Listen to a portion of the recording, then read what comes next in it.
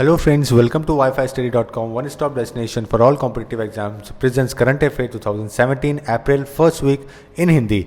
सो friends, इस video में हम आपके लिए वो सभी चीज़ें लेके आए हैं जो कि आपके लिए इंपॉर्टेंट है, आपके आने वाले पेपर के लिए बहुत इंपॉर्टेंट है। फर्स्ट वीक जो अप्रैल का है उसमें से हम national, international, trade and banking, sports सभी कुछ कवर अप करेंगे इस वीडियो के अंदर। और फ्रेंड्स, अगर आपको वो कैब में प्रॉब्लम है, आप अच्छे मार्क्स स्कोर नहीं कर पाते हैं, तो आप हमारी ये पेन ड्राइव ले सकते हैं जहां आपको मिलते हैं 60 वीडियोस ऑफ 3000 वर्ड्स। जो इंपॉर्टेंट 3000 वर्ड्स हैं वो सभी आपको इस पेन ड्राइव के अंदर मिलेंगे। और अगर आप वो कैब 24 के द्वारा एक्सेस करते हैं इसे, तो आपको मिलेगा 497 में। और अगर आपको 8 GB पेन ड्राइव में चाहिए तो आपको मिलेगा 999 में। अगर आपकी कोई क्वेरी है तो आप इस नंबर को यूज़ कर सकते हैं। और फ्रेंड्स, अगर आपको एप्लीकेशन के थ्रू प्रिपरेशन करनी है तो आप हमारे वोकैब 24 ऐप यूज़ कर सकते हैं। ये हाईएस्ट रेटेड ऐप है फ्रेंड्स, और यहाँ पे 7 लाख से ज़्यादा डाउनलोड हो चुके हैं इस ऐप के। और यहाँ आपको मिलता है द हिंदू से एडिटोरियल डेली, और इसके अलावा 10 नए वर्ड सीखने को, जिससे आपकी वोकैबलरी बहुत स्ट्रांग हो जाती है। और फ्रेंड्स, अगर आपको ये वीडियो पसंद आता है तो आप हमें सब्सक्राइब करें ताकि हम आपको और अच्छे वीडियोस कंटेंट प्रोवाइड कर सकें आपकी प्रिपरेशन के लिए। सो फ्रेंड्स, स्टार्ट करते हैं इंटरनेशनल सेक्शन से पहले, उसके बाद देखेंगे नेशनल, फिर बाकी सभी एक एक करके। तो देखते हैं पहला क्वेश्चन इंटरनेशनल का क्या है। Which is the first country in the world to ban metal mining. तो दुनिया में ऐसा कौन सा पहला देश है जिसने मेटल की जो माइनिंग है उसको बैन कर दिया है। तो देखते हैं पहले न्यूज़, उसके बाद देखेंगे इसका answer. El Salvador first nation to impose ban on metal mining. तो सेल्वाडोर एक पहला देश बन चुका है दुनिया में फ्रेंड्स जिसने मेटल माइनिंग को बंद कर दिया है। ओके, यहाँ पे बहुत ज़्यादा वाटर के क्राइसिस थे फ्रेंड्स, इसीलिए इसको बैन कर दिया है, क्योंकि वाटर पोल्यूशन करने में इस इंडस्ट्री का बहुत बड़ा हाथ होता है। ओके, इसीलिए इसको बैन कर दिया है। तो आपका जो आंसर है वो है बी। और सेल्वाडोर फ्रेंड्स कहाँ पर है ये भी आपको जानना ज़रूरी है फ्रेंड्स। ये स्मॉलेस्ट और मोस्ट डेंसली पॉपुलेटेड कंट्री है। कहाँ पे? सेंट्रल अमेरिका में। नॉर्थ अमेरिका और साउथ अमेरिका के बीच में जो देश हैं उसको अपन बोलते हैं सेंट्रल अमेरिका। और यहाँ पे सबसे स्मॉलेस्ट और डेंसली पॉपुलेटेड है कौन सा? सेल्वाडोर। ओके, और यहाँ की जो कैपिटल है और जो लार्जेस्ट सिटी है वो है सैन सेल्वाडोर। तो आपको इसको याद रखना है कि ये एक सेंट्रल अमेरिकन नेशन है। विच one of the following is not a member of the south Asia सब रीजनल इकोनॉमिक कॉर्पोरेशन प्रोग्राम। तो ये जो देश आपके सामने ऑप्शन में दिए हुए इनमें से कौन मेंबर नहीं है South Asian sub regional economic corporation programme के। तो देखते हैं पहले news. Myanmar joins ADB south Asian economic body. तो म्यांमार ने फुल्ली मेंबर बन चुका है किसका? South Asian sub regional economic corporation का, जो कि एक प्रोग्राम है किसका? एशियन डेवलपमेंट बैंक का। ओके, और ये 7th कंट्री बन गया है जिसने इस प्रोग्राम को ज्वाइन किया है। तो एशियन डेवलपमेंट बैंक फ्रेंड्स आपको पता होगा, एडीबी बहुत ही बड़ा बैंक है, एक रीजनल डेवलपमेंट बैंक है जो कि इस्टेब्लिश किया गया था फ्रेंड्स 1966 के अंदर। इसका हेडक्वार्टर जो है ये आपको ध्यान रखना बहुत ज़रूरी है, पेपर में कई बार आता है। मनीला में इसका हेडक्वार्टर है, फिलीपींस के अंदर। ठीक है, यहाँ पे। और ये जो कंपनी, ये जो बैंक है, ये 31 फील्ड ऑफिसर्स भी रखता है। फील्ड ऑफिस जो ऑफिसर्स है वो पूरी दुनिया में नज़र रखते हैं, और जो बिज़नेस है उसको प्रमोट करने की कोशिश करते हैं, बाय सोशल इकोनॉमिक डेवलपमेंट कराने की कोशिश करते हैं एशिया के अंदर। ओके, एशियन डेवलपमेंट बैंक है तो एशिया पे ज़्यादा वर्क करेगा। इसके जो मेंबर्स हैं वो 67 मेंबर्स हैं, और इसके जो प्रेसिडेंट है राइट नाउ वो है Takahiko Nakao. Takahiko Nakao is the president of ADB right now. ठीक है, और ये जो प्रोग्राम है South Asian sub regional economic cooperation, ये उन्हीं का प्रोग्राम है, एडीबी बैंक का। और ये जब प्रोग्राम को बनाया गया था ये 2001 में स्टार्ट किया गया था, और इसको जो रिक्वेस्ट करी थी वो बांग्लादेश, इंडिया, भूटान, नेपाल, इन सभी ने करी थी कि इकोनॉमिक कॉर्पोरेशन को बढ़ावा दिया जाए। और श्रीलंका और मालदीव ने 2014 में इसको ज्वाइन किया, और म्यांमार ने भी इसको ज्वाइन कर लिया है। तो आपका आंसर है C. Japan commits 371 billion yen assistance for infrastructure projects in India. तो जापान ने कमिटमेंट किया है फ्रेंड कि वो 370 बिलियन येन की मदद करेगा भारत को यहाँ के इंफ्रास्ट्रक्चर प्रोजेक्ट्स को डेवलप कराने के अंदर। ठीक है, जो कि एक बहुत बड़ा प्रोजेक्ट की बात कर रहा है friends. Near by 370 yen invest करने की, 370 बिलियन येन इन्वेस्ट करने की बात कर रहा है जापान। और फाइनेंस मिनिस्ट्री ने ये दिल्ली के अंदर कहा है कि ये जो कमिटमेंट है ये जापान इंटरनेशनल कॉर्पोरेशन एजेंसी ने किया है, और ये 2 साल के लिए किया है, 15, 16, 16, 17 के अंदर। ठीक है, टोटल 761.40 बिलियन येन अचीव हो जाएगा 2 साल के अंदर। ओके, तो फ्रेंड्स आपको एक बात और ध्यान रखनी बहुत ज़रूरी है, ये कि जो येन की जो वैल्यू है ना फ्रेंड्स वो रुपये से कम है। जापान की जो करेंसी है वो कम है। जैसे कि अगर अपन 1 रुपये, अपना 1 रुपया और नेपाल का 1 रुपया 60 पैसा बराबर होता है। ठीक है, वैसे ही अपना 1 रुपया और येन के अंदर 1.73, ओके 1.73 येन के इक्वलेंट होता है 1.73, यानी कि नेपाल का भी करेंसी बड़ी है कंपेयर टू येन। अगर आपका एक रुपया है तो यहाँ पे येन आपको 1.73 मिलेगा। ठीक है, जैसे कि $1 अपने यहाँ पे 60-70 के आसपास होता है, वैसे ही अपना 1 रुपया और येन कितना होता है 1.73। ओके, तो ये सब्जेक्ट अलग है फ्रेंड्स कि इसकी करेंसी कम क्यों है, इन्होंने इतनी कम क्यों रखी है इतना डेवलप्ड होने के बाद में भी। जापान दुनिया में इन्वेस्ट करता है फिर भी इनकी कम क्यों है। तो ये जो एक डिफरेंट सब्जेक्ट डिफरेंट टॉपिक है जो कि अपन कभी यूट्यूब पे कवर अप करेंगे कि ऐसा क्यों करता है कोई भी देश, अपनी वैल्यू करेंसी को डी वैल्यू क्यों करता है। ओके, अभी देखते हैं अपन करंट अफेयर से रिलेटेड चीज़ें। अगला क्वेश्चन देखते हैं, Lenin Marino was declared the winner of which country's presidential election. तो मैरिनो कौन से देश के अभी रिसेंटली उन्होंने प्रेसिडेंट इलेक्शन जीता है। तो Marino wins Ecuador presidential election. तो इक्वाडोर एक साउथ अमेरिका के अंदर एक नेशन है फ्रेंड्स, ओके, जिसकी जो कैपिटल है वो है क्वाटो, ये इसकी कैपिटल है। तो यहाँ का इलेक्शन जीता है मैरिनो ने। तो आपका आंसर है C, Ecuador. World Autism Awareness Day is observed on which date. तो वर्ल्ड ऑटिज्म अवेयरनेस डे किस दिन ऑब्जर्व किया जाता है, ये किया जाता है 2 अप्रैल को फ्रेंड्स। और इस साल की जो थीम थी 2017 की वो थी towards autonomy and self determination. तो ये इस साल की थीम थी जो कि आपके लिए इंपॉर्टेंट है। और 2 अप्रैल को मनाया जाता है, ऑब्जर्व किया जाता है वर्ल्ड ऑटिज्म अवेयरनेस डे। और फ्रेंड्स ये ऑटिज्म क्या होता है, एक ये न्यूरो डेवलपमेंट डिसऑर्डर होता है ये, ठीक है, जिसमें बच्चा जो होता है वो इम्पेयर्ड सोशल में इंटरेक्शन करने में उसको बहुत प्रॉब्लम होती है, वर्बल नॉन वर्बल कम्युनिकेशन करने में प्रॉब्लम होती है, उसके बिहेवियर में बहुत प्रॉब्लम होती है। तब बच्चा 3 से 4 साल का होता है तब इन चीज़ों का पता लगता है कि उसको ऑटिज्म है। ओके, तो वर्ल्ड ऑटिज्म अवेयरनेस डे 2 अप्रैल को ऑब्जर्व किया जाता है। Which country is hosting world parliamentarian conference 2017। तो कौन सा देश है जो कि वर्ल्ड पार्लियामेंट्रियन कॉन्फ्रेंस को उसने होस्ट किया है 2017 की। तो देखते हैं news, Bangladesh is organising world parliamentarian conference. Okay, तो बांग्लादेश वो देश है जिसने इसको होस्ट कर रहा है।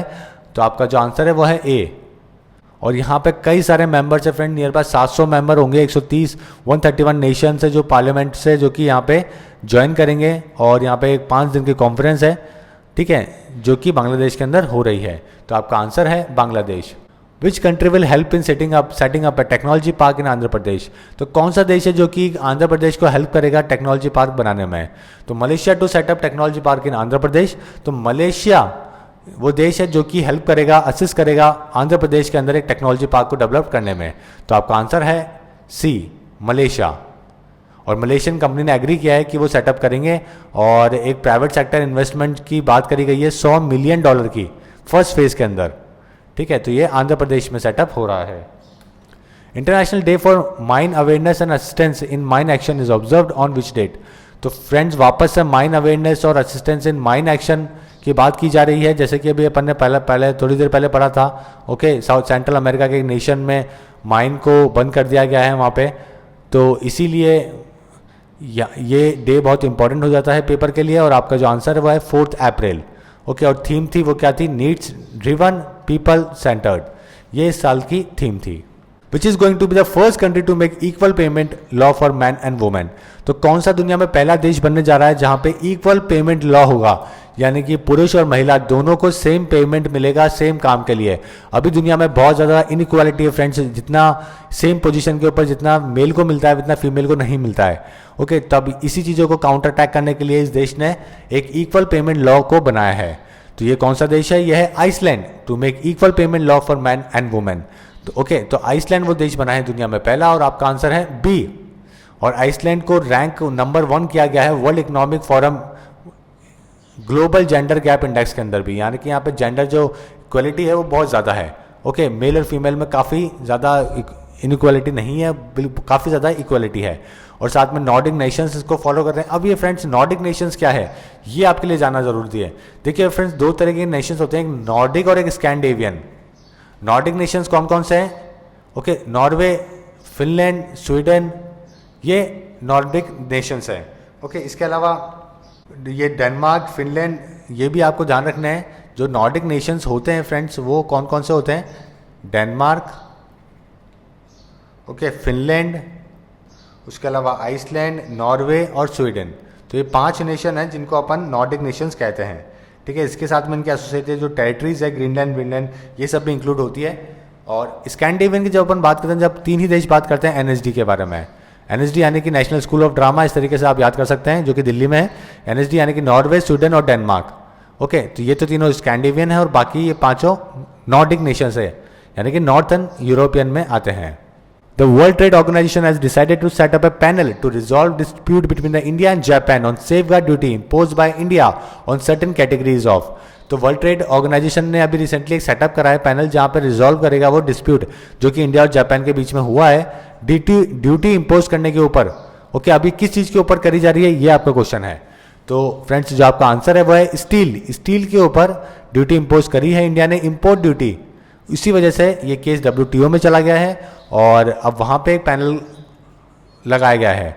ठीक है, 2015 के अंदर इंपोज कर दिया था इंडिया ने सेफगार्ड ड्यूटी, ताकि जो डोमेस्टिक स्टील मैन्युफैक्चरिंग यूनिट है उनको बचाया जा सके, प्रोटेक्ट किया जा सके। और चाइना दुनिया में लार्जेस्ट स्टील प्रोड्यूसर है, उसके बाद में जापान और उसके बाद में Bharat. World health day is observed on which date? तो वर्ल्ड हेल्थ डे किस दिन ऑब्जर्व किया जाता है फ्रेंड्स दुनिया में? तो it is observed on 7 April 2017। Okay, और ग्लोबली अवेयरनेस डे है ये, हेल्थ को लेकर इसमें अच्छी बातें बताई जाती हैं। और इसका जो स्पॉन्सरशिप है वो WHO के हाथ में है। और इस साल की जो थीम थी वो थी डिप्रेशन लेट्स टॉक। तो अगर कोई डिप्रेशन में है तो अपन बात करें, ये इस साल की थीम थी। ओके, और अगर हेल्थ की बात करी जाए फ्रेंड्स, तो इंडिया की जो अगर हेल्थ के अंदर जो रैंकिंग है वो बहुत ही ख़राब है।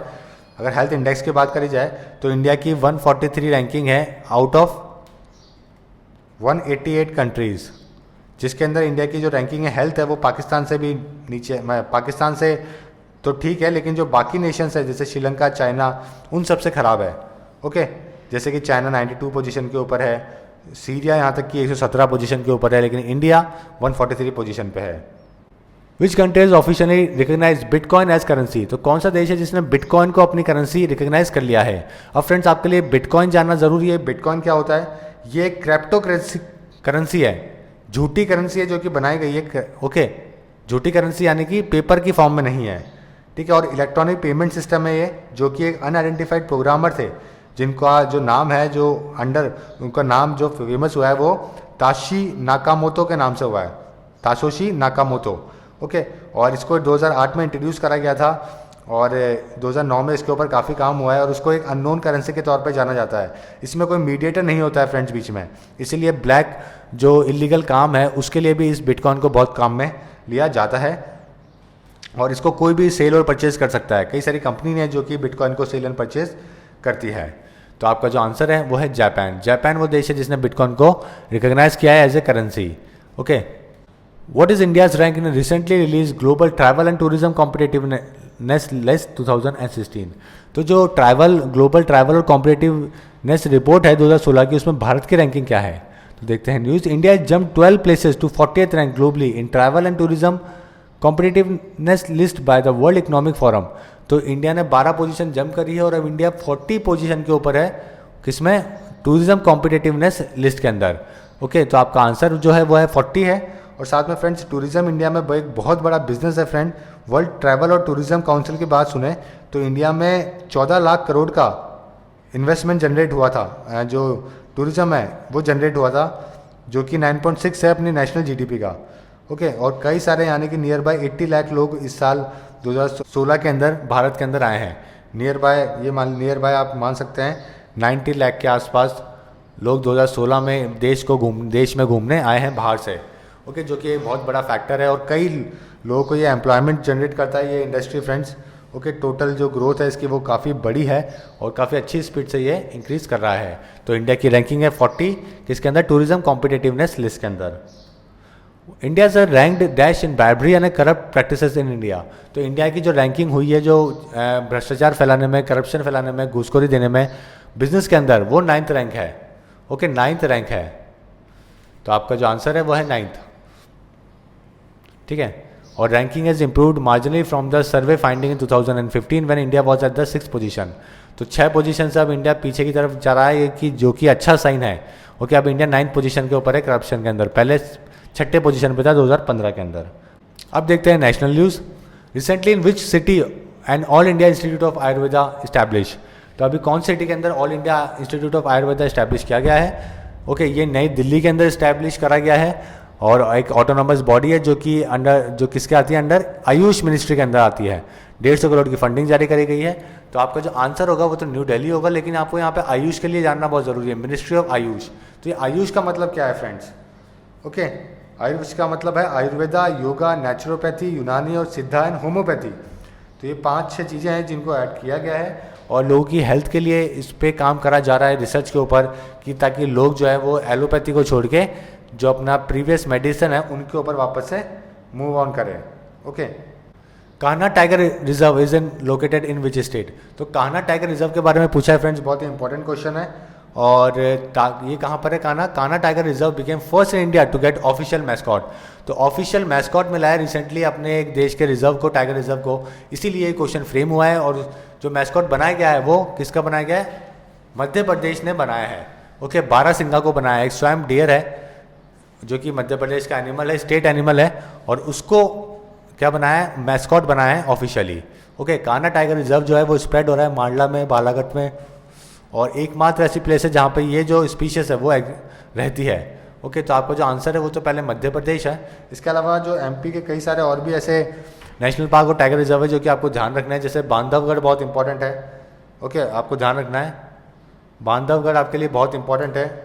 उसके अलावा कान्हा तो आपने अभी देख ही लिया, कान्हा के बारे में अपन ने बात कर ही ली है। बांधवगढ़ है, पन्ना है, राजीव गांधी नाम से भी कंस्ट्रक्शन चल रहा है। ओके, पंच है। तो ये सभी कहाँ से है? मध्य प्रदेश से, और इम्पॉर्टेंट है। What is new interest rate on किसान विकास पत्रा? तो किसान विकास पत्रा के अंदर नई इंटरेस्ट रेट क्या जारी करी गई है? रिसेंटली जो गवर्नमेंट है उसने लोअर करी है इंटरेस्ट रेट सेविंग के अंदर से 0.1%। ओके, तो जो नई देखिए नई लिस्ट क्या है? पीपीएफ कितना रेट हो गया है? 7.9, और 5 ईयर नेशनल सेविंग सर्टिफिकेट भी 7.9, किसान विकास पत्र 7.6 था। ओके, और अभी 7.6 रखा गया है। और सुकन्या समृद्धि अकाउंट स्कीम के अंदर 8.4% रखा गया है, और 5 ईयर जो सीनियर सिटीजन सेविंग स्कीम है उसमें 8.4 रखा गया है। ओके, तो ये सारी जो रेट्स है जो कि आपको ध्यान रखनी है। और आपका जो अभी का आंसर है ओके वो है 7.6, तो ये आपका आंसर है। देखते हैं next question, which state has passed a life imprisonment term bill for cow slaughter? तो काउ की अगर डेथ अगर किसी ने करी है, उसको मारा है, तो लाइफ इम्प्रिजनमेंट आपको लाइफ टाइम की जो 10 साल की कारावास है वो हो जाएगी। ऐसा बिल किस स्टेट ने पास किया है? तो देखते हैं news, the Gujarat assembly has passed a bill against the cow slaughter in the state with a life imprisonment from the present 7 year term. Okay, तो राइट नाउ 7 साल का इन्होंने रखा था इम्प्रिजमेंट, अब इसको बढ़ा के 10 साल का कर दिया है। अगर आप कोई भी पाया गया काऊ को ट्रांसपोर्ट करते हुए, अगर किसी के मारते हुए, ओके, तो उसको 7 से 10 साल की सज़ा हो सकती है, साथ में 1 से 1.5 लाख का फाइन भी हो सकता है। तो ऐसा करने वाला, ऐसा बिल पास कराने वाला कौन सा स्टेट है? गुजरात स्टेट है। तो आपका आंसर है सी। Which one of the following has signed an MOU with the Indian Army to strengthen critical technological areas? तो अभी रिसेंटली साइन किया गया है MOU इंडियन आर्मी का एक इंस्टीट्यूट के साथ में, ताकि जो क्रिटिकल टेक्नोलॉजिकल एरियाज है वहाँ पे काम किया जा सके। तो ये इन्होंने किसके साथ में किया है? IIT मद्रास के साथ में इन्होंने किया है। तो आपका आंसर है डी, और क्रिटिकल टेक्नोलॉजी एरियाज के ऊपर इन्होंने साइन किया है ताकि वहाँ पे काम कर सकें। Okay, which scheme has been launch recently for power loom sector development? तो पावर लूम जो सेक्टर है उसके डेवलपमेंट के लिए कौन सी स्कीम लॉन्च करी गई है? तो union textile minister launches power tax India. Okay, तो गवर्नमेंट ने लॉन्च करी है पावर टैक्स इंडिया। ये कॉम्प्रिहेंसिव स्कीम है पावर लूम सेक्टर के लिए for development simultaneously eight 45 location इस देश के अंदर। ओके, तो जो श्रीमती स्मृति जुबिन ईरानी है उन्होंने इसको लॉन्च किया है। और भिनवांडी का आपको ध्यान रखना है कि ये एक ऐसा पावर लूम सेक्टर है, जगह है जहाँ का रिसर्जेंस हुआ है, वापस से उठा है ये जगह। ओके, तो आपका जो आंसर है वो है पावर टैक्स इंडिया। राष्ट्रीय वायुश्री योजना is B launched from which state? तो राष्ट्रीय वायुश्री जो योजना है जो कि ओल्ड एज लोगों के लिए बनाई गई थी, ओके, ये कौन से स्टेट में लॉन्च करी गई है? तो ये आंध्र प्रदेश के अंदर लॉन्च करी गई है। वेंकैया नायडू जो है उन्होंने लॉन्च करी थी इसको वेल्लोर के अंदर, आंध्र प्रदेश के अंदर। ओके, फिजिकल एड्स हो गए, हेल्प हो गई है, assisted living devices to senior citizen belonging to the BPL category. तो आपके कान नहीं सुनने की मशीन अगर ख़राब है, बोल नहीं पाते हो, तो बीपीएल कैटेगरी के और आप सीनियर सिटीजन हो तो आपको वो चीज़ें मुफ्त में प्रोवाइड करी जाएगी। ओके, तो आपको जो आंसर है वो है Andhra Pradesh. International Centre for food and mouth disease has been launch in which state? तो जो इंटरनेशनल सेंटर बनाया गया है फूड और माउथ डिजीज का, ये कौन से स्टेट में बनाया गया है? तो agriculture minister Radha Mohan Singh inaugurate ICFMD इन उड़ीसा। तो उड़ीसा के अंदर इन्होंने इसको लॉन्च किया है। तो आपका आंसर क्या बनता है? ए आपका आंसर बनता है। इंडियाज फर्स्ट बायोगैस बस was recently launch in which city. तो रिसेंटली इंडिया के अंदर एक बड़ी जो चीज़ जो अभी कोलकाता में हुई थी वो ये हुई थी कि वहाँ पे फर्स्ट बायोगैस फर्स्ट एक बस चली थी जो कि बायोगैस बस थी। तो ये बहुत बड़ी न्यूज़ थी और इसीलिए ये क्वेश्चन फ्रेम हुआ है कि देश में पहली बायोगैस बस कहाँ पे लॉन्च करी गई। तो आपका जो आंसर है वो कोलकाता है, जैसा कि मैं आपको पहले बता चुका हूँ। और ये बहुत ही सस्ता है, ₹1 बेस फेयर रखा गया है और अगर 40 किलोमीटर जाते हो तब भी यही होगा। और प्रेजेंटली जो कोलकाता में फेयर है वो ₹6 है मिनिमम। कौन सा स्टेट है जिसने public service commission is going to be first paperless PSC in India? जो कि टोटली जो ये पब्लिक कमीशन है ये टोटली पेपरलेस होएगा। और ऐसा करने वाला दुनिया जो भारत का पहला देश बना है। तो ये कौन सा स्टेट है? Himachal Pradesh public service commission is all set to launch e-governance project to start paperless functioning making its first PSC of the country to do so. तो फर्स्ट कंट्री है देश के अंदर जो कि ऐसा जिसने किया है। तो आपका जो आंसर है वो है हिमाचल प्रदेश पब्लिक सर्विस। तो आपका आंसर है सी। देखते हैं अगला question. Chenani Tashi tunnel is in which state? तो रिसेंटली अभी PM मोदी अपने एक स्टेट में गए थे और वहाँ पे एक इंडिया का जो सबसे बड़ा टनल है, रोड टनल है, उसको इनॉग्रेट किया था। तो ये कौन से स्टेट के अंदर है? तो देखते हैं news. The PM Modi dedicated India's longest road tunnel the 9 kilometre long from Chenani Nashri tunnel in Jammu and Kashmir to the nation. तो देश के जो प्रधानमंत्री है रिसेंटली इन्होंने इसको इनॉग्रेट किया और देश का ये कौन सा है? लॉन्गेस्ट रोड टनल है जो कि 9 किलोमीटर का है, जो कि कश्मीर जम्मू और कश्मीर के बीच की जो दूरी है उसको वो बहुत कम कर देगा। नियर बाय 30 किलोमीटर कम कर देगा, साथ में 2 घंटे लोगों के बच जाएंगे। और इसके अलावा जो काफ़ी स्नोफॉल होती है, बाकी चीज़ें होती है, वो सभी से रिलीफ मिल जाएगा। और इस टनल का जो दूसरा नाम है वो है Patni top tunnel. Patni top tunnel इस जो टनल है इसका दूसरा नाम है, ठीक है। और JNK में जो NH44 है उसके ऊपर इसको बनाया गया है। 2011 में इसके ऊपर काम स्टार्ट किया गया था और अब जाके 2017 में कंप्लीट हुआ है। इसका जो टोटल लेंथ है वो फ्रेंड्स 9.28 किलोमीटर की है। और ये फर्स्ट टनल है देश के अंदर जो कि फुल्ली इंटीग्रेटेड कंट्रोल सिस्टम के साथ में लेस है। तो ये चीज़ आपको ध्यान रखनी है। और डिस्टेंस है वो भी रिड्यूस हो जाता है। जो टनल का जो रिड्यूस है डिस्टेंस है, जो कि मैंने आपको बताया कि 30 मिनट कम हो जाएगा अगर ये टनल सही से काम करेगा। तो आपका जो आंसर है वह है JNK। According to the Indian ranking 2017 which is India's best university. तो 2017 की इंडियन की रैंकिंग देखी जाए तो उसके अकॉर्डिंगली कौन सी यूनिवर्सिटी भारत में सबसे बेस्ट है? तो देखते हैं news. The union ministry of human resource development Shri Prakash Javadekar release the India ranking 2017 for the educational institute and dedicated to the nation in the New Delhi. तो अभी जो रिसेंटली अपने जो रेलवे मिनिस्टर बने थे प्रकाश जावड़ेकर, इन्होंने ये लिस्ट को जारी करा है और इसके अंदर इंडियन इंस्टीट्यूट ऑफ साइंस जो है IISc, इसको नंबर पोजीशन के ऊपर 1 के ऊपर रखा गया है। उसके बाद है IIT मद्रास, उसके बाद बॉम्बे। तो आपका जो आंसर है वो है इंडियन इंस्टीट्यूट ऑफ साइंस। तो B आपका आंसर है। Which city has hosted national conference on autism? तो कौन सी ऐसी सिटी है जो कि नेशनल कॉन्फ्रेंस होस्ट कर रही है किसके ऊपर? ऑटिज्म के ऊपर। मैं आपको सारी डिटेल्स ऑटिज्म की अभी पहले ही बता चुका हूँ और अभी थोड़ा सा और देखते हैं। Thawarchand Gehlot minister of social justice and empowerment inaugurates a national conference on autism in new Delhi. तो न्यू दिल्ली के अंदर इसको इनॉग्रेट किया गया है और आपका जो आंसर है वो है D। देखते हैं फ्रेंड्स अगला question. Which is the first airline in India to launch UPI based online ticket booking? तो UPI के थ्रू जो पेमेंट लेने के लिए जो ऑनलाइन टिकट बुक फैसिलिटी है वो देश में कौन सी पहली एयरलाइन है जिसने ये किया है? तो देखते हैं news. Private career jet Airways flies can now पे ऑनलाइन टिकट वाया UPI। तो जो यूनिफाइड पेमेंट इंटरफेस है उसके थ्रू भी आप टिकट परचेज कर सकते हो और अपनी टिकट बुक कर सकते हो जेट एयरवेज के अंदर। तो आपका जो आंसर है वो है जेट एयरवेज, यानी कि B आपका आंसर है इस क्वेश्चन का। विच स्टेट है रिसेंटली लॉन्च्ड ई नगर पालिका ऐप? तो कौन सा ऐसा स्टेट है जिसने रिसेंटली नगर पालिका ऐप को लॉन्च किया है और ताकि वहाँ पे जो काम है नगर पालिका के अंदर वो ऑनलाइन कर सकें? तो Madhya Pradesh government launches app to provide municipal services online. तो मध्य प्रदेश गवर्नमेंट ने इसको लॉन्च किया है। तो आपका जो आंसर है वो है D Madhya Pradesh. Who will be the president of national board of electric mobility? तो कौन है जो कि प्रेसिडेंट बनेंगे national board of electric mobility के? तो सेंटर ने सेटअप कराया एक national board of electric mobility. और इसके जो हेड बनाए गए हैं वो बनाए गए हैं कौन? चेयर्ड बाय कौन करेगा? Secretary the department of heavy industries. तो जो सेक्रेटरी है जो डिपार्टमेंट ऑफ हैवी इंडस्ट्रीज के, वो इसको चेयर करेंगे। तो आपका जो आंसर है वो है A secretary of department of heavy industries. Which city has hosted national conference on communicating India.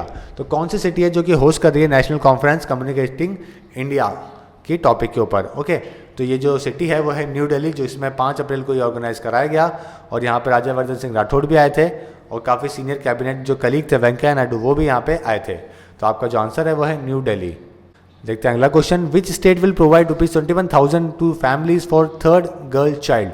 तो कौन सा स्टेट है जो कि 21,000 रुपये की मदद करेगा अगर किसी फैमिली के अंदर तीसरी 3 लड़कियां होती है तो 3 लड़कियां होने का मतलब क्या है फ्रेंड्स कि जो सेक्स रेशियो है हरियाणा के अंदर जो कि बहुत कम है उसको सही करने के लिए उसको सही करने के लिए इस स्कीम को इम्प्लीमेंट करा गया है। और अगर आप सेक्स रेशियो हरियाणा का देखेंगे friends according to the census 2011 तो यहाँ पे 879 इतना कम सेक्स रेशियो है हरियाणा के अंदर। तो अभी कहा गया है कि मनोहर लाल खट्टर जी ने काफ़ी यहाँ पे काम किया है, 950 से ज़्यादा यहाँ पे पहुँच गया है, लेकिन 2011 का अगर अपन ऑफिशियल डाटा देखेंगे तो 879 वहाँ पे सेक्स रेशियो है। तो उसी को टैकल करने के लिए 21,000 रुपये का इनाम दिया जा रहा है। तो आपका जो आंसर है वो है Haryana. What will be the initial corpus of rail development authority. तो जो इनिशियल कॉर्पस है वो रेल डेवलपमेंट अथॉरिटी को क्या दिया गया है। तो देखते हैं news, the union government has approved setting up of the railway development authority an independent regulator to recommend passenger and freight fares and set service level benchmark. तो जो अभी यूनियन गवर्नमेंट ने रिसेंटली सेटअप किया है rail development authority, जिसके पास एक independent regulator है, ये एक इंडिपेंडेंट रेगुलेटरी बॉडी है जो कि रिकमेंड करेगी पैसेंजर्स को क्या प्रॉब्लम है, कितने फेयर लेने चाहिए और सर्विस कितनी देनी चाहिए, ये सभी वो देखेगी। और इसके लिए 50 करोड़ रुपए का अलॉटमेंट किया गया है। तो आपका जो आंसर है वो है A. Government has recently approve the closure of which scheme. तो रिसेंटली गवर्नमेंट ने अभी एक स्कीम थी उसको क्लोज कर दिया था, तो उसका नाम क्या है। तो देखते हैं news, the union cabinet chaired by the PM Modi has approved closure of the Pradhan Mantri Pravasi सुरक्षा योजना।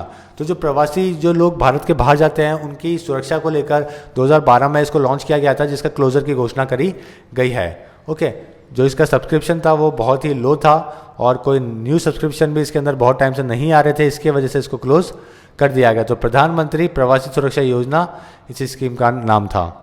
अब देखते हैं ट्रेड एंड बैंकिंग से related important news. After the merger with the 5 associate bank from April 1st, SBI will become the dash largest bank in the world. तो 5 associate bank के साथ में मर्ज करने के बाद में अब SBI दुनिया का कौन से नंबर का लार्जेस्ट बैंक बन गया है। तो ये बना है 45th लार्जेस्ट बैंक। ओके, जिसके 22,000 ब्रांचेस है, 60,000 ATM है और 50 करोड़ कस्टमर्स हैं। तो आपका जो आंसर है वो है 45। तो देखते हैं फ्रेंड्स अगला question, which one of the following bank has sold its Ballarpur loan to Edelweiss. तो कौन सा बैंक है जिसने सोल्ड कर दिया है उसके लोन इसको एडलवेसिस को। तो देखते हैं news, ICICI Axis bank sell ₹1,800 crore of loans to Ballarpur to Edelweiss. Okay, तो ICICI बैंक और एक्सिस बैंक ने दोनों ने सेल कर दिया अपने 1800 करोड़ के। तो आपका जो आंसर है वो है ई, जिसके अंदर एक्सिस बैंक और ICICI बैंक दोनों ही हैं। India and the UK decided to set up £1 million fund to finance clean energy projects। तो क्लीन एनर्जी प्रोजेक्ट के ऊपर US और माफ़ कीजिएगा UK और इंडिया ने सेटअप करा है एक प्रोजेक्ट और वहाँ पे कितनी मिलियन की फंडिंग दी गई है। तो देखते हैं news, India UK to setup £500 million fund to finance green energy. तो 500 मिलियन फंड की बात करी गई है और वो भी पाउंड के अंदर। तो आपका जो आंसर है वो है ए। While India and UK will be the anchor investor to the Green Growth and Equity Fund and invest £120 million each, the remaining 260 has been coming from the private investors। तो 300 जो 560 मिलियन पाउंड की बात करी गई है उसमें से India 120 और 260 कहीं और से प्राइवेट इन्वेस्टर से लिया जाएगा। इसराइल के साथ अपन ने साइन करी है $2 बिलियन की मिसाइल डील करी है साइन। ओके, तो जो जैसे कि इंडिया का डिपार्टमेंट है DRDO, वैसे ही इजराइल एरोस्पेस इंडस्ट्रीज भी हैं जो कि अनाउंस किया है उन्होंने $2 बिलियन की एक डील। ओके, जिसके अंदर क्या होगा, surface to air missile system बनाया जाएगा और साथ में और भी कई सारी टेक्नोलॉजीज है जिसके ऊपर काम किया जाएगा। What is the reverse repo rate according to the first monetary policy review of the financial year 17-18 by RBI। तो RBI ने रिसेंटली अपने जो रिवर्स रेपो रेट है और बाकी सब चीज़ें हैं उनको रिवाइज किया है। ओके, तो ये क्या क्या है ये अपन को देखना है, जो कि फर्स्ट मॉनेटरी पॉलिसी है इस नए फाइनेंशियल ईयर की। तो first by monthly monetary policy review 17 और 18। तो 2 महीने के लिए जो ये मॉनेटरी पॉलिसी बनाई गई है अभी वाले जो फाइनेंशियल ईयर के बाद में वो कुछ इस प्रकार है। Repo rate 6.25, reverse repo 6%, growth forecast 7.4%, marginal standing facility rate 6.5 और CRR 4%, कैश रिजर्व 6.50 और SLR 20.50। तो ये बहुत आप इंपॉर्टेंट है आपके पेपर के लिए और उसमें से क्वेश्चन पूछ लेते हैं। IRDAI recently imposed a penalty of ₹dash lakh on ICICI Prudential Life Insurance Company on various charges। तो IRDAI जो है उन्होंने क्या किया है, रिसेंटली इम्पोज करी है penalty ICICI prudential life insurance के ऊपर। तो ये कितने की है, तो ये मात्र 20 लाख रुपए की है जो कि पेनल्टी इम्पोज करी गई है और कई सारे चार्जेस है जो कि इनके ऊपर लगाए गए हैं। तो आपका जो आंसर है वो है 20 लाख। देखते हैं अपॉइंटमेंट का पहला question, which one of the following has been appointed as a whole time member of the insolvency and the bankruptcy board of India. तो insolvency and the bankruptcy board of India है, उसके full time member किनको बनाया गया है। तो doctor Navrang Saini take full charge as a whole time member of IBBI। तो IBBI जो कि है insolvency and the bankruptcy board of India, New Delhi के अंदर, वहाँ पे फुल टाइम बनाए गए हैं मेंबर नवरंग सैनी जो कि फुल टाइम ही काम संभालेंगे। तो आपका जो आंसर है वो है ए आपका इस क्वेश्चन का आंसर है। देखते हैं next, Rajiv Kumar Chander appointed as a India's ambassador to the UN। तो राजीव कुमार को अपॉइंट करा गया है ambassador and the permanent representative of India to the United Nations office in Geneva. Okay, तो कौन बनाए गए हैं, राजीव कुमार चंदर को अपॉइंट करा गया है। Who has been appointed as the first woman DGP of Gujarat. तो ये बहुत ही इंपॉर्टेंट क्वेश्चन है, रिसेंटली फर्स्ट वुमेन DGP बनाई गई है गुजरात की, वो कौन है, तो यह गीता जौहरी। ओके, डी आपका आंसर है, Geeta Johri senior IPS officer है जिनको अपॉइंट करा गया है। सो देखते हैं another question friends, which cricketer was recently appointed as a CEO for the one day by gulf oil India. तो रिसेंटली अपने क्रिकेटर है उनको CEO चीफ एग्जीक्यूटिव ऑफिसर बनाया गया एक दिन के लिए। ओके, किसका, गल्फ ऑयल इंडिया का। तो ये कौन से प्लेयर हैं, तो देखते हैं news, MS Dhoni was appointed as a CEO of the day by an oil company gulf oil India और ये इसके एम्बेसडर भी हैं 2011 से। तो आपका जो आंसर है वो है MS धोनी जिनको CEO अपॉइंट किया गया। देखते हैं अगला question, who has been appointed as a chairman of the telecom dispute settlement and the appellate tribunal. Okay, तो जो टेलीकॉम डिस्प्यूट है, सेटलमेंट और एपलेट ट्रिब्यूनल है, इसके चेयरपर्सन कौन अपॉइंट कराए गए हैं, तो जो फॉर्मर सुप्रीम कोर्ट के जो जज रह चुके हैं शिवा कीर्ति सिंह, उनको अपॉइंट कराया गया है TDSAT के हेड। ओके, और ये 3 साल के लिए अपॉइंट करे गए हैं। तो आपका जो आंसर है वो है ए, शिवा कीर्ति सिंह जिनको अपॉइंट कराया गया है किसके chairperson, telecom dispute settlement and appellate tribunal के। अभी रिसेंटली अपॉइंट करे गए हैं चेयरमैन किसके, national association of software and services companies के। ये किनको अपॉइंट करा गया है, तो जो नेस्कॉम ने अपॉइंट करा है रिसेंटली रमन रॉय को, जो किनको बनाया गया है चेयरमैन। ओके, और साथ में रिशाद प्रेम जी को वाइस चेयरमैन। तो आपका जो आंसर है वो है रमन रॉय। अब देखते हैं awards, which one of the following has been awarded with the US India business council award. तो रिसेंटली अभी US India business council award दिए गए थे, तो ये किन को मिला है, तो US India business council award के लिए आंध्र प्रदेश के जो चीफ मिनिस्टर है चंद्रबाबू नायडू, उनको सेलेक्ट करा गया है for transformative chief minister. Okay, इनको ट्रांसफॉर्मेटिव चीफ मिनिस्टर का खिताब दिया गया है। और कौन सा बिजनेस का अवार्ड मिला है, US India business council award. तो आपका जो आंसर है वो है B, Chandrababu Naidu. David Isaac awarded UNESCO Guillermo Cano world press freedom index freedom prize 2017। तो ये बहुत ही इंपॉर्टेंट क्वेश्चन है फ्रेंड्स और पेपर में कई बार आ चुका है, world press freedom prize. Okay, तो 2017 का जो दिया गया है वो डेविड इसैक को दिया गया है। ठीक है, और ये बहुत ही प्रेस्टिजियस प्राइज है फ्रेंड्स, जिसको 1997 में क्रिएट किया गया था। ओके, और ये उस पर्सन को, ऑर्गेनाइजेशन को, इंस्टीट्यूशन को दिया जाता है जिसकी आउटस्टैंडिंग कॉन्ट्रीब्यूशन होता है डिफेंस के अंदर या फिर प्रमोशन के अंदर, किसका, प्रेस फ्रीडम का इस दुनिया के अंदर। और वो स्पेशली अगर उनकी लाइफ डेंजर में है और फिर भी अगर वो प्रेस फ्रीडम की बात कर रहे हैं, तो ये एक बहुत बड़ा कंट्रीब्यूशन होता है दुनिया की प्रेस को। ठीक है, और ये जो प्राइज़ है वो एक फॉर्मर एडिटर थे कोलंबियन न्यूज़पेपर के। ठीक है, उस न्यूज़पेपर का नाम था एक्सपेक्टेडर। ओके, इनके नाम के ऊपर ये प्राइज़ रखा गया है। इस न्यूज़पेपर के वो एडिटर थे और जिनकी डेथ कर दी गई थी, गोली मार के मर्डर कर दिया गया था बोगाता के अंदर। ओके, 1986 के अंदर। तो उसी के बाद से ये प्राइज़, फ्रीडम प्राइज़ उनके नाम पे रखा गया और 2017 का मिला है डेविड इसैक को। अब देखते हैं स्पोर्ट्स से related important news, which one of the following cricketer has launched 100 MB cricket app. तो कौन से क्रिकेटर है रिसेंटली जिन्होंने 100 MB क्रिकेट ऐप को लॉन्च किया है, तो ये है सचिन तेंदुलकर, जो कि iOS के लिए एक एक्सक्लूसिव एप्लीकेशन है जिसको लॉन्च करा गया है, जहाँ पे सचिन तेंदुलकर इंटरेक्ट करेंगे लाइव लोगों के साथ में। वहाँ पे लेटेस्ट स्कोर बताए जाएंगे, प्लेयर के स्टैट्स बताए जाएंगे, क्रिकेट से रिलेटेड काफ़ी इन्फॉर्मेशन इस एप्लीकेशन के अंदर होगी। तो आपका जो आंसर है वो है सचिन तेंदुलकर। अभी recently Indian open badminton tournament super series 2017 का किन्होंने जीता है? तो देखते हैं news. PV Sindhu dominates Carolina Marin to win Indian open 2017 title. तो इंडियन बैडमिंटन स्टार जो है पीवी सिंधु, जिनको ओलंपिक के अंदर कैरोलिना मैरिन ने हराया था, जो कि स्पेन की है, उन्होंने हराया था फाइनल के अंदर। वापस से पीवी सिंधु ने इनको हराया है और ट्वाइस दूसरी बार लगातार हराया है। और जीत लिया है Indian open badminton 2017 super series. और ये कैरोलिना बहुत फेमस प्लेयर है फ्रेंड्स, स्पेन की है ये प्लेयर, और इंडिया में भी इनको बहुत चेयर किया गया था, जो कि अभी आई थी। तो आपका जो आंसर है वो है पीवी सिंधु। देखते हैं फ्रेंड्स अगला question. Which one of the following has won Miami open tennis men's title? तो recently Miami open tennis tournament हुआ था, और वहाँ पे कौन से प्लेयर है जिन्होंने इस खिताब को जीता है? तो देखते हैं news. Roger Federer down Rafael Nadal to win Miami open men's title. तो रॉजर फेडरर ने इस टूर्नामेंट को जीत लिया है फ्रेंड्स, राफेल नडाल को फाइनल में हराया और मियामी ओपन मेंस टाइटल जीत लिया है। तो आपका जो आंसर है वो है रॉजर फेडरर। और फ्रेंड्स रॉजर फेडरर एक ऐसे प्लेयर है जिन्होंने 18 ग्रैंड स्लैम टूर्नामेंट जीते हैं।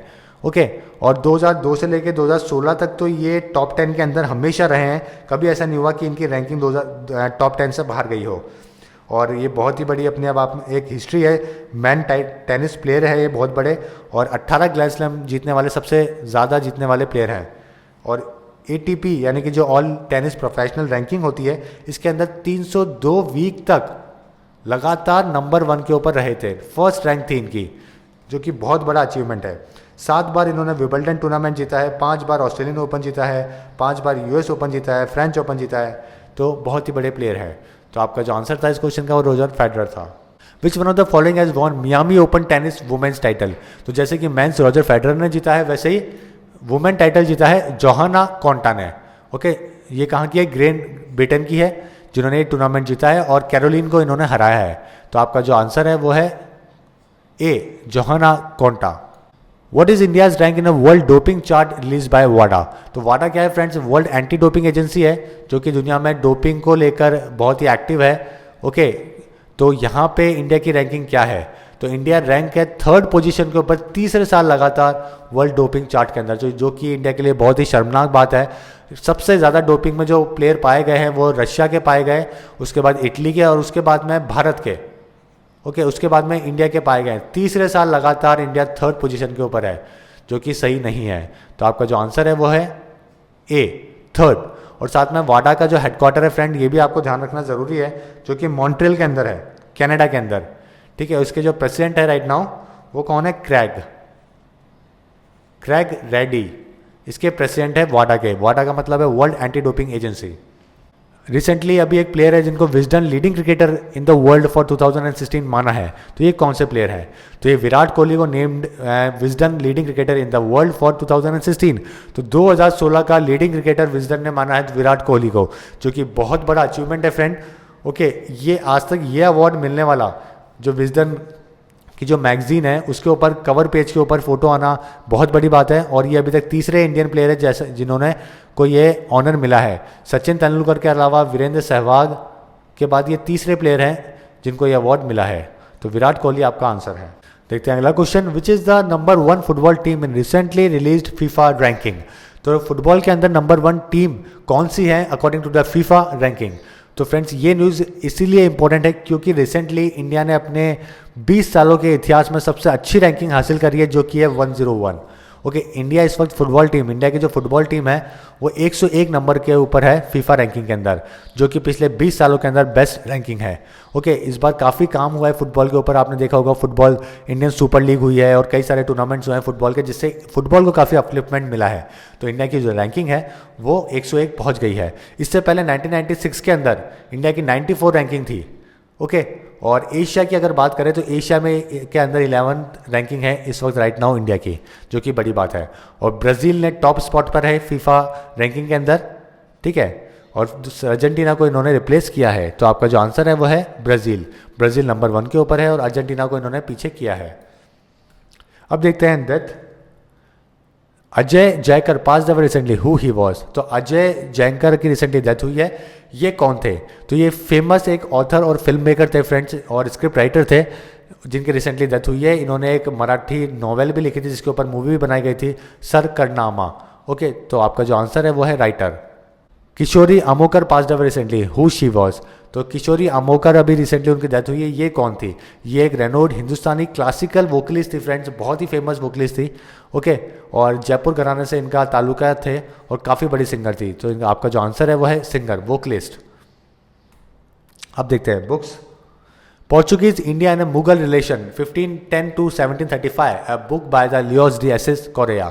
तो रिसेंटली अभी एक कंट्रोवर्शियल बुक थी जो कि कंट्रोवर्सी में इसलिए आ गई थी क्योंकि इस बुक के जो राइटर हैं उन्होंने ये कह दिया था कि जोधाबाई जो है, जो अकबर की वाइफ थी, वो इंडियन ना हो कि एक पोर्चुगीज वुमेन थी जिसका नाम था डोना मारिया। ओके, इस वजह से काफ़ी कंट्रोवर्सी में आई थी और इसी वजह से आपके लिए क्वेश्चन इंपॉर्टेंट बन सकता है कि ये गोवा बेस्ड ऑथर थे लुइस डी, उन्होंने इस बुक को रिलीज किया है जिसका नाम है Portuguese India and Mughal relation. Who is the author of the book title the entrepreneur guide book. तो एंटरप्रेन्योर गाइड बुक के नामक ये जो किताब है, इसके ऑथर कौन है? जिनको अभी रिसेंटली पीयूष गोयल जो अपने power coal and new and renewable energy minister है, उन्होंने इस बुक को रिलीज किया था। और इसके जो ऑथर हैं वो फ्रेंड्स जेट किंग इन्फोट्रेन लिमिटेड के एमडी हैं, जिनका नाम है सुरेश भारवानी। ओके, सुरेश भारवानी उनका नाम है। तो आपका जो आंसर है वो है ए आपका आंसर है, जिन्होंने इस बुक को ऑथर किया है। सो फ्रेंड्स, ये सारा इंपॉर्टेंट कंटेंट था जो कि फर्स्ट वीक ऑफ अप्रैल में से था। सो उम्मीद है आपको पसंद आया होगा। So friends, thank you and all the best for upcoming exam.